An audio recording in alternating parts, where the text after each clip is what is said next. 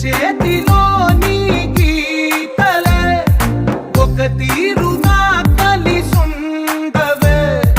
ఒక వేలి ముద్రలో పోలికే మరొక వేలిలో కనిపించదే ఎక్కడ పుట్టిన వాళ్ళో ఏ దిక్కున మొదలైనోళ్ళో ఒక గుండెకు చప్పుడు అయ్యారుగా ఏ నింగిన గాలి పండాలో ఏ తోటన విరిసిన పూలో ఒక వాకిట ఒకటై